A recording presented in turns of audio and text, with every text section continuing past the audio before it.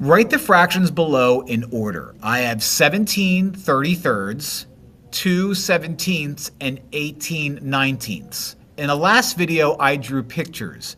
This, I'm going to use what's called benchmarks. Now, benchmark numbers are stuff like 0, a half, 1.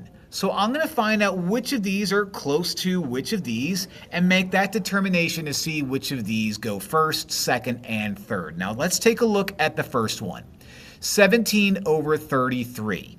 17 over 33 is almost like a half. And if you're like, oh, how do you know that? Well, half of 33 is like 16-ish. Half of 32 is 16. So half of 33 is going to be a little more than 16. And what number is a little more than 16? 17. So you are like a half. Not exactly a half, but close to it. Now this next one, 2 over 17. 2 and 17 are numbers very far apart. If you have a very small number over a denominator and a pretty large denominator like 17, that number is awfully close to 0. Now, it's not 0, but if you were to imagine this as I wanted candy and I have 17 pieces and I can only have 2 of them, that's not a lot out of the total. So 2 over 17 is a very little amount, so it's like 0. Similarly, we have 18 over 19.